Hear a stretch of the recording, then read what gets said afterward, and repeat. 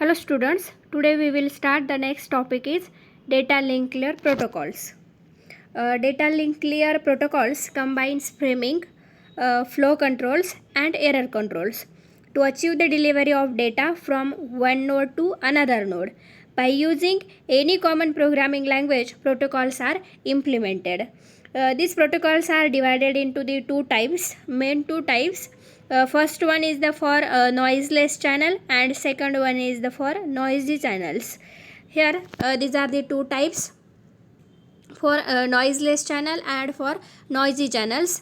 Noiseless channels having also two types, simple, and second one is the stop and wait protocol. Then for noisy channels also having three types, stop and wait ARQ, then go back N ARQ and selective or repeat ARQ. Then first is noiseless channel. Just for simplicity and to understand how protocol works, first we assume an ideal channel in which no frames are lost, duplicated or corrupted. Two protocols are introduced for such a type of channel. First one is the simplest protocol, which does not use the flow control, and second one is the stop and wait protocol, which uses the flow control. Both protocols are not using error control, as we are assuming channel is noiseless, that means error free. Then here the first type is simple protocol.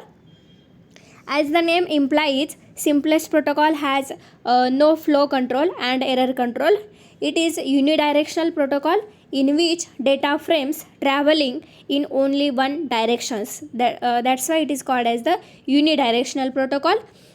Sender to receivers. We assume that a receiver is always ready to handle any frame it receives, and receiver's data link layer immediately removes the header from the frame, and the data packets it given to the network layer, and the receiver can never be overwhelmed with the incoming frames. Here in these protocols, there is no need to flow control scheme. The sender's data link layer get data from its network layer and makes a frame of that data by adding control informations and send seed. Receiver's data link layer receive from its physical layers, extract data from the frame by removing control informations and delivers data to the network layer. And the data link layer of sender and receiver provides transmission services for their network layer. To provide service to network layer, data link uses services provided by the physical layers. At the sender side, the data link layer cannot send a frame until its network layer has a data to send, and a receiver side data link layer cannot deliver data packets to a network layer until a frame arrives. Here the transmissions TX and receiving RX host are always ready, and processing time can be ignored, and infinite buffer space is also available, and no errors occurs, that means no damaged frames and no lost frames, that means the perfect channel. Here data link layer sender and receiver provide the transmission services for the network layer. If the protocol is implemented as a procedure, we introduce event in the protocols. Here one of the sender in this figure, one of the, A is the sender and B is the receiver. Here the frame 1 request, then second arrive frame is here the sender side requesting and receiver side is arrival, and these are the timings. Sender side procedure is constantly running. There is no action until there is a request from the network layer, and receiver side procedure is also constantly running, but there is no action until indications from the physical layer arrives. Therefore, the procedures are constantly running because they do not know when the corresponding event will occur. Then second type is stop and wait protocol. In this protocol, we assume that data are transmitted in one direction only and no errors occurs. That means this is also perfect channel. The receiver can only process the received information at the finite rate. These assumptions imply that the transmitter cannot send frames at a rate faster than the receiver can process them. Consider receiver is receiving data from many sources and it is not having enough storage space, or even receiver is working on slower computer and sender is on faster one. In both the cases, after some time receiver start discarding frames, or a receiver becomes overwhelmed with frames, and result is data loss and their retransmissions. To prevent such situations, we can use stop and wait protocol. These protocols is in which before processing the next frame, the sender stop and wait for acknowledgement. Here the acknowledgement is represented as only ACK of previous frame, is also called as the stop and wait protocol. We still have unidirectional communications for data frame, but ACK, that means acknowledgement frame, travel from the other directions. Here also one of the sender and one of the receivers. Here first frame requesting, then acknowledgement.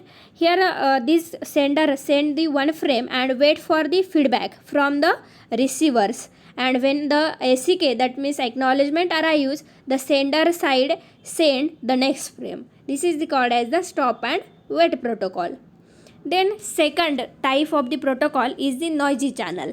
Let us consider the normal situations or the practical situation of the communications.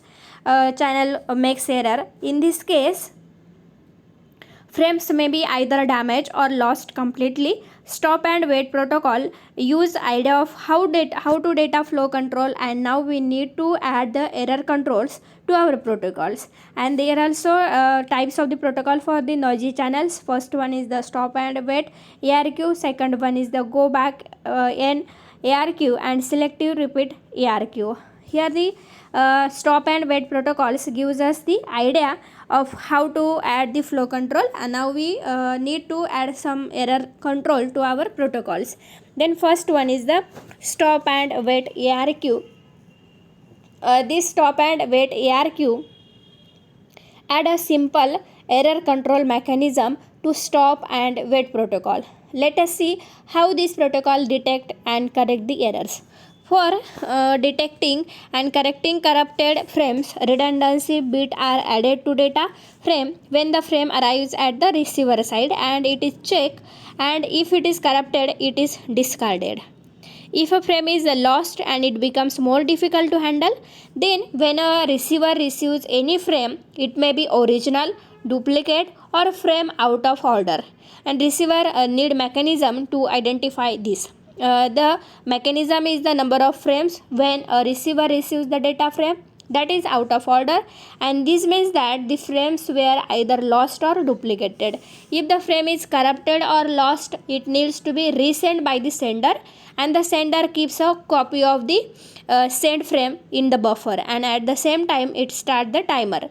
If the timer expire and there is no acknowledgement for sent frame, the frame is resent and the copy is held and the timer is restarted. Since protocol is stop and wait, there is only one specific frame that needs an acknowledgement. Here first phase is lost data. The stop and wait protocol for noiseless channels have big three problems if you use the at the noisy channel. First problem is the lost data. If a frame is lost and it becomes more difficult to handle, receiver does not send acknowledgement to the sender, and sender does not send the next frame. Hence, infinite amount of the time communications would not happens. Here the one of the sender and receivers. Here the sender cannot be sent the data.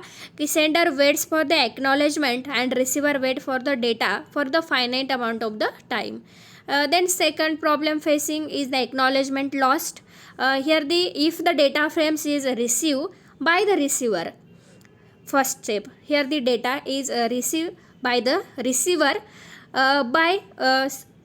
here the and acknowledgement is not received by the sender, but here this acknowledgement is not received by the sender, hence sender does not send next frame. So here the next frames will not be sent by the sender, and wait for the acknowledgement to receive. And third problem is delay acknowledgement or the data. After timeout on the sender side, a long delay acknowledgement might be wrongly considered as acknowledgement of some other recent packets.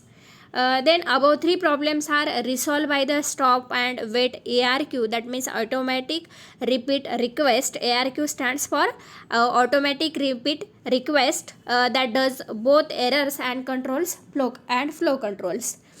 First one is the timeout. Solutions to first problem, which is lost data, is timeout. Here the first problems. These first problems we have already seen: sender and receiver, and sender cannot be sent the data. After certain times, acknowledgement is not received for the send data frames, and then sender send again the frame after timeout. That means here the data will be sent and acknowledgement will be received to the sender. This is the retransmission of the data after timeout. Resolve lost data problems. Then second solution is sequence number. The frame arrives safe at the receiver, and receiver send the acknowledgement to the sender which lost or corrupted in between. The after time out sender send the same frame again. Here this is our second problems, and here the timeout. Then data first receive the send acknowledgement instead of the negative acknowledgement because of the sequence number attached to the sender packets, and this acknowledgement will be sent to the senders. Sender A send a data frame or packet with sequence number 0, and receiver B, after receiving the data frames, send an acknowledgement with sequence number 1, and the sequence numbers of next expected data frame or packet. There is only one bit sequence number, that implies that both sender and receiver have buffer for one frame or packet only.